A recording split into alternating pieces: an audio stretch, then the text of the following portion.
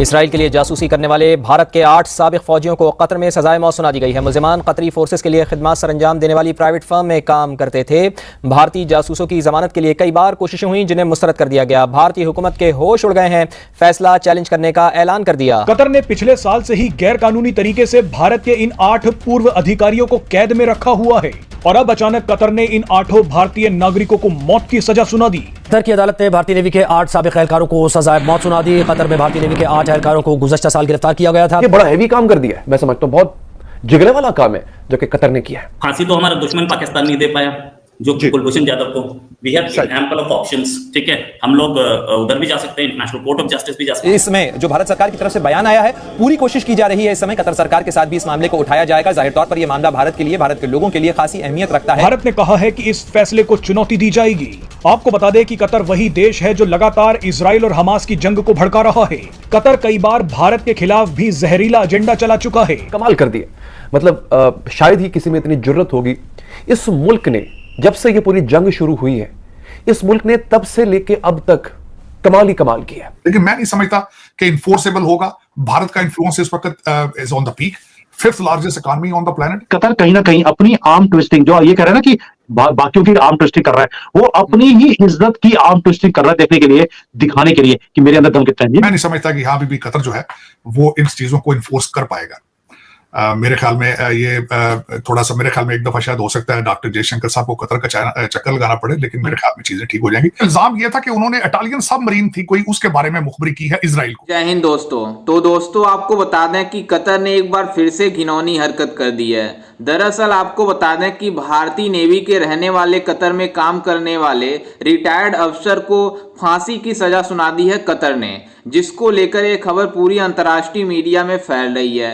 वहीं इसको लेकर पाकिस्तानी मीडिया भी बातें कर रही है कि कतर ने भारत को सबक सिखा दिया है। लेकिन आपको लिख के देते हैं कि 100% इन अफसरों का कुछ भी नहीं होने वाला है, एक खरोच तक नहीं आएगी। और पाकिस्तान में खबर बहुत ही तेजी से चल रही है कि कतर ने भारत के साथ बहुत अच्छा किया है। 8 नेवी के इंडियन कमांडर्स जो थे उनको सजाए मौत दे दी है, क्योंकि वो कतर में बैठ के इसराइल के लिए जासूसी कर रहे थे।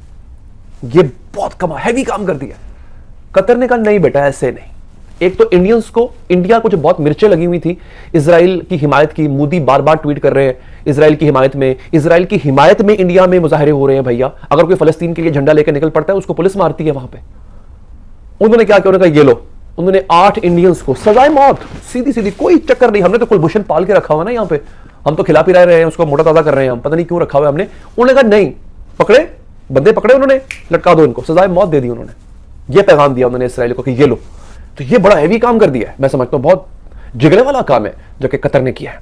लेकिन मैं नहीं समझता कि इन्फोर्सेबल होगा। भारत का इन्फ्लुएंस इस वक्त is on the peak, 5th largest economy on the planet.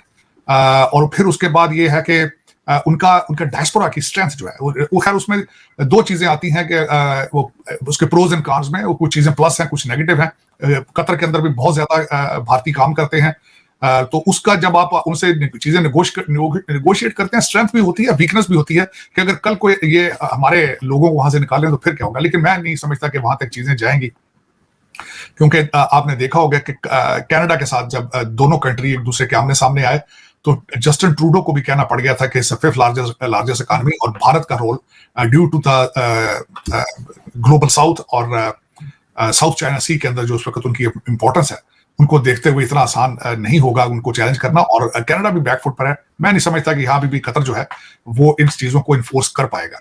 Qatar कहीं ना कहीं अपनी आर्म ट्विस्टिंग, जो ये कह रहा है ना कि बाकियों की आर्म ट्विस्टिंग कर रहा है, वो अपनी ही इज्जत की आर्म ट्विस्टिंग कर रहा है, देखने के लिए, दिखाने के लिए कि मेरे अंदर दम कितना है। ये मेरा अपना ओपिनियन है, बिकॉज जब मैं कतर की हरकतें देखता हूँ कि भी सऊदी अरेबिया से पंगा, यूएई से पंगा, सबसे पंगा उसका रहा है अभी तक। तो एक तो ये चीज भी है। तीसरा जो ये बोलते हैं कि स्पाइंग हो रही थी, देखिए आज की डेट पे ये एलिगेशन लगाना बड़ा आसान है। अगर आप मेरा ट्विटर अकाउंट देख लेंगे, उसके अंदर आपको कई चीजें देखेंगी जो मैंने चाइना के खिलाफ लिखी हैं। क्या मैं भारत के लिए स्पाइंग कर रहा हूं चाइना में बैठकर? You can say that. मुझे चाइनीज गवर्नमेंट पकड़ ले कि तुम तो भारत के लिए स्पाइंग कर रहे हो, तुमने यहाँ पर जो अंदर की हमारी जो खबरें हैं कि हमारी इकोनॉमी का क्या हाल है और है, तुम अपने ट्विटर पे डाली जा रहे हो, that means you are spy. So आज की डेट पे इसको डिफाइन करना कि who is a spy is very difficult. Easy भी है, इजी भी है और डिफिकल्ट भी है। तो ये बोलना कि ये जी इजराइल के लिए काम कर रहे थे, उनकी फेवर में कुछ सोशल मीडिया पे पोस्टिंग्स कर दिए, वो तो हमारे सबके हैं। आपके साथ हो सकता है पैलेस्टीन की फेवर में हो, मेरे ख्याल में अगर उसके ऊपर तो इतना बड़ा एलिगेशन नहीं लगाया जा सकता। और इल्जाम ये था कि उन्होंने इटालियन सबमरीन थी कोई, उसके बारे में मुखबरी की है इजराइल को।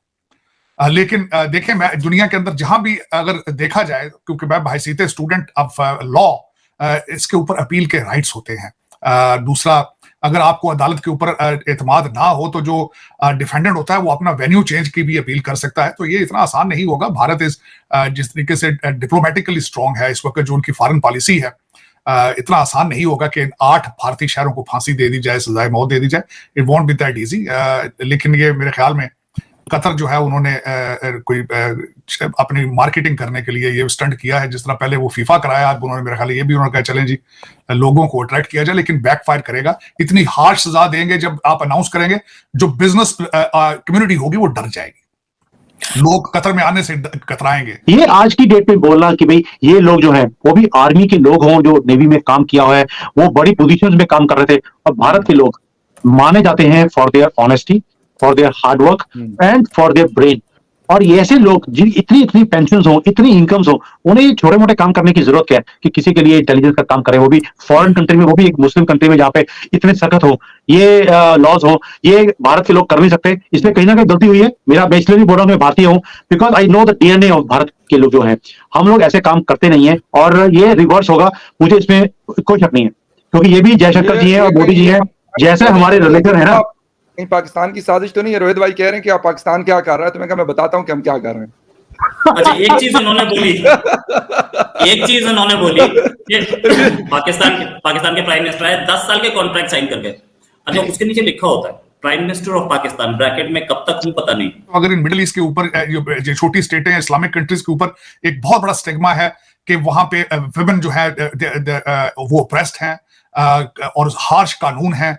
जिस तरीके से मैंने बताया कि वहां पे फन के तौर पे मैंने देखा, वो एक वहां पे सऊदी अरेबिया के अंदर एक चौक है जहां पे लोग इस तरह खड़े होते हैं जिस तरह नेटफ्लिक्स पे मूवी देख रहे हैं, तो लोगों के हाथ काटे जा रहे हैं। लेकिन ये एक सोसाइटी के अंदर एक खौफ पैदा हो जाता है।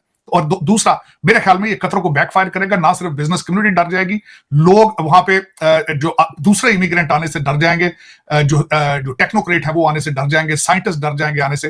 तो मेरे ख्याल में इसमें अभी मैंने देखा था जिसमें भारत ने अभी तक कोई स्ट्रॉन्ग स्टेटमेंट नहीं दी। अभी तक मैंने उनकी फॉरेन ऑफिस के जो स्पोक्स पर्सन है उनकी मैंने देखी है स्टेटमेंट, सुना है उन्होंने प्रेस कॉन्फ्रेंस की, मैंने सुनी उसको, लेकिन उनका कुछ स्ट्रॉन्ग स्टैंड अभी तक नहीं था। लेकिन मेरा नहीं ख्याल कि कतर जो है वो इनको फांसी दे पाएगा। मेरे ख्याल में इस पे मेरी ओपिनियन तो यही है कि इसके ऊपर इंटरनेशनल लॉज जो है उनको डिप्लोमेटिक कम्युनिटी तो नहीं उनको आ सकेगी, क्योंकि वो रिटायर्ड ऑफिसर्स थे, रिटायर्ड लोग थे, वो सिविलियंस वाले लॉ उनके ऊपर लागू होगा। लेकिन फिर भी इतना आसान नहीं होता कि किसी दूसरे मुल्क के बाशिंदे को आप लोकल लॉ के जरिए। जैसा कि आपने वीडियो में देखा कि किस तरह से पाकिस्तान के लोग बातें कर रहे हैं कि जो कतर ने भारतीय नौसेना के जवानों को, रिटायर्ड अफसरों को किया है, जो फांसी की सजा सुनाया है, वो काफी अच्छा काम किया है। लेकिन आपको बता दें कि ये पाकिस्तान वाले हैं, किसी के साथ नहीं रहने वाले हैं। लेकिन आपको बता दें कि कतर की एक भी औकात नहीं है कि भारत के 8 जवानों को वो फांसी दे दें।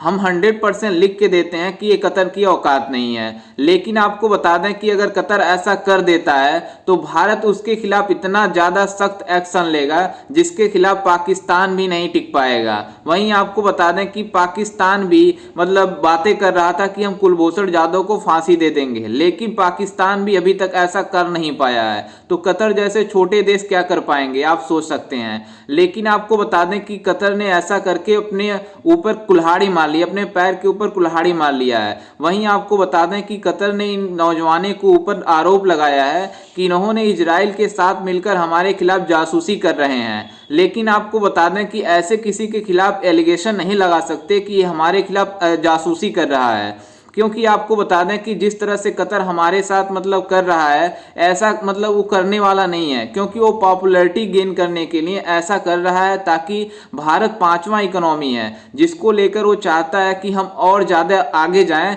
जिससे हम मतलब भारत को कुछ ऐसा करें जिससे हमारा इंटरनेशनल मीडिया में और ज़्यादा मतलब इन्हांस मिले। लेकिन ऐसा कुछ नहीं होने वाला है। लेकिन आपको बता दें कि इसको लेकर पाकिस्तान में बड़ी बड़ी मीडिया वाले चर्चा कर रहे हैं कि कतर ने बहुत अच्छा किया भारत के साथ। लेकिन आपको बता दें कि ऐसा कुछ नहीं होने वाला है, क्योंकि भारत इतना ज़्यादा सुपर पावर बन रहा है, जिसके वजह से पाकिस्तान क्या छोड़ो कोई भी देश मतलब भारत के ऊपर आंख उठाकर नहीं देख सकता। लेकिन ये पाकिस्तान वाले बातें कर रहे हैं कि काफ़ी अच्छा किया है कतर ने।